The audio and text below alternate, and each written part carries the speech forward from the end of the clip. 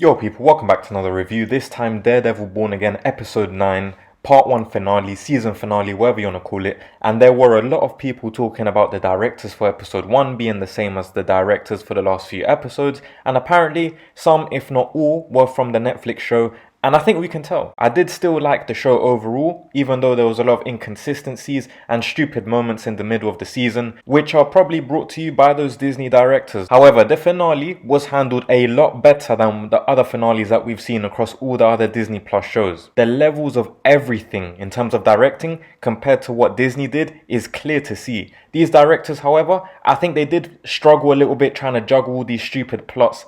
And in this episode, they had to force things to happen, especially the previous episode as well. They just had to get that plot moving and getting to the point that they wanted to, so that Season 2 will be 100% what they want to do with their vision, their stories, and they just had to wrap up this Disney nonsense as soon as possible in an efficient way. Now, I'm going to start with the negatives, however, and straight away, it has to be Matt Murdock getting shot last episode. Look at everything that escalated in this episode, and everything to do with New York just went downhill because Matt Murdock decided to jump in the way of the bullet which was aimed at Kingpin. Fair enough, it's the heroic thing to do, he believes in redemption, but we need more reasoning. When it came to him actually explaining, it was just, I don't know why I did that. And I understand that the attempt on Kingpin's life was what made him enter the Kim Jong-un mode, and he spun this whole narrative to the media and to everyone. But based on that, they should have just had Bullseye shoot and kill either one of those top task force members or Vanessa. It literally would have got us to the same place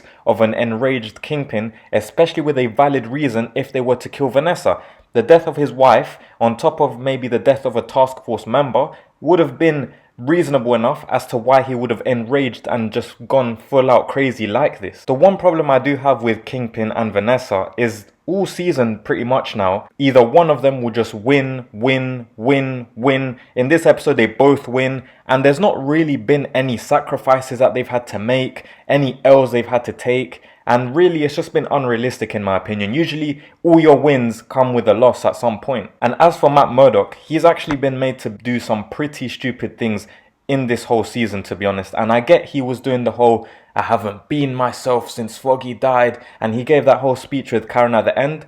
But for me, these one-liners, I don't know why I jumped in the way of the bullet. I've not really been myself. It's not enough to justify bad writing. Another slight negative I had was the Punisher walking straight into that red port thing where Kingpin's task force was there and he just got captured. I guess they needed him to witness and report back to Karen everything that's happening, all the people that are basically getting caged up and trafficked. But I just didn't like how forced this felt. Another thing that I won't say is a negative, but I think we need to keep an eye out on in the future, is this whole martial law and the dictatorship thing that Kingpin has built and activated on New York City. We're gonna need some good explanation as to where Spider-Man has been during this whole thing, the whole blackout and everything in Spider-Man 4. This movie should be street level based off this show, but we've heard Sony wants to keep milking the multiverse and it's meant to be around Doomsday, so it's just looking very messy and I hope they have this covered. If not, it's going to be a massive inconsistency as to how Spider-Man is just not appearing and this is his city. Anyways, let's move on to the positives. Now, I'm happy overall with how the show ended and it's very promising heading into the next part of this show. I want to start with Vanessa. Now, as many of you know, I have a Vanessa agenda, and I still kind of do, but I'll spare her in this video because she finally took the back seat as the second in command, and we got to see Kingpin shine for once in Disney MCU. If Vanessa can still be a threat, but is second in command, then I have no problem with her character going forward.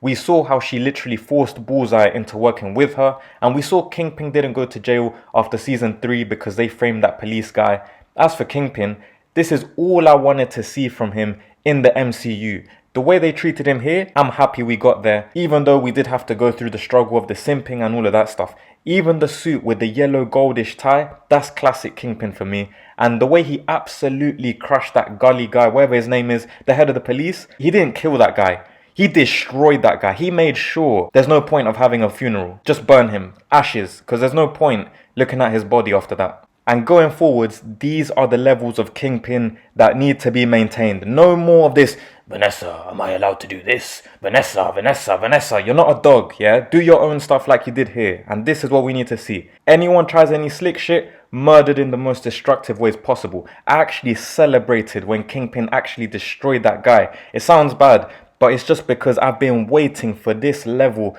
of violence from Kingpin. He needed a massive rebrand, and I personally was sick and tired, like I said, all this simping, the pushover stuff, everything that they've done to him in the MCU so far, getting ran over, getting blown up by Kate Bishop, getting shot in the eye by Echo, getting his mind tampered with by Echo as well. I'm glad these directors picked up their creation again and just cooked. And now we have a more menacing and a more realistic Kingpin heading into this season 2. He basically turned New York into his North Korea, aligned all the pieces that he's been building throughout the season and just united all of them. He's got all the rich people caged up, all the ones that were against him. He's got the police by his side.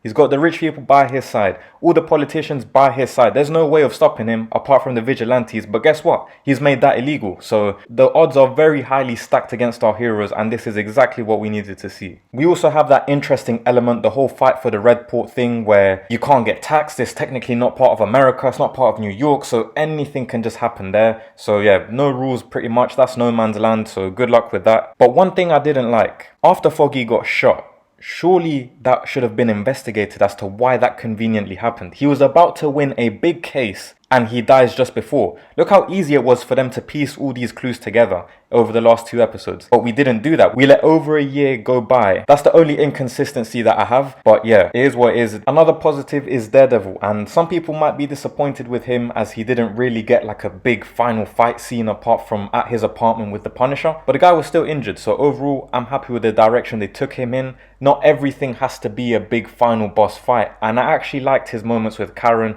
where she was getting to his head, relax, we need to rebuild, we need to replan everything, and just let's see what happens. I actually liked Matt Murdock's moments with Karen and just seeing how well they got on and flowed, which is something that Daredevil and Matt Murdock has been missing all season long. Karen was actually refreshing for the show, which has really been missing these important characters and these important people that can connect to our main character. Disney tried to manufacture more of their standard boring side characters. I think Karen will be very important going forwards, and I'm actually rooting for her and the Punisher. I hope that works out. I know it's kind of like a love triangle thing right now, but it is what it is, not my problem. Which, speaking of the Punisher, another cool addition, another unique character to have. His interactions with Daredevil flow as well. He has a different dynamic to the one that Karen has with Daredevil, for example. So these two alone was what this whole season was missing in order to make Matt less stupid and more interesting. Overall, going forwards, they tease nicely the whole we need to make a team, which is very promising as we'll probably get to see a group of vigilantes as they'll fight to take the city back.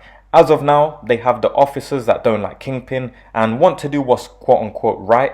I'm not sure if that Punisher project comes out before or after Born Again Season 2, but I want to say Punisher will also be in this group of vigilantes. Other obvious names are the Swordsman, who he's been teased again, but we actually don't ever get to see him do anything.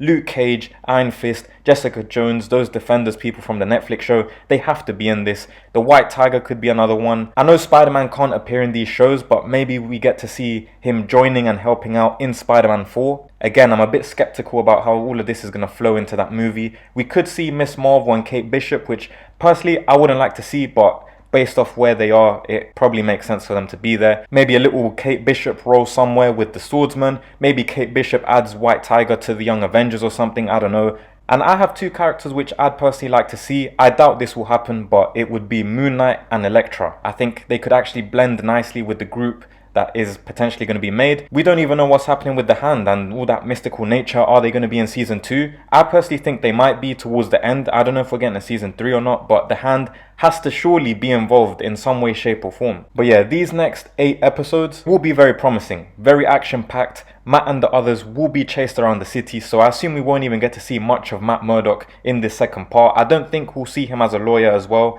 until this whole mess ends. Could we maybe see a bit more dark side Daredevil? The whole ending with Karen hinted at this whole desperate time calls for desperate measures. So if Matt was to go as far as to kill someone, then I'm here for it. I still have a sus feeling about Vanessa betraying Kingpin, and if it's not Vanessa, then I think it will be someone like Buck. He's been a bit dodgy. He tries to do the whole poker face, you can't predict what I'm doing, I work for the man, but he doesn't specifically say Kingpin, so there's something to keep an eye out for there. If Vanessa doesn't betray the Kingpin, then 100% she will die to the hands of Bullseye. I think Punisher will be in charge of taking out the whole task force, and whatever happens with the task force, he's the main guy for that. But yeah, overall, a pretty good ending to this season. The Netflix people tried to fix the messes that Disney were trying to create, so I can respect that. And yeah, season 2 should be a lot more interesting. But as always, let me know your thoughts down below in the comments. What did you make of this finale? What did you like? What did you not like? Any predictions that you have going forwards? Who do you think will join this vigilante group that will be founded by Daredevil? I'd also appreciate if you could like the video,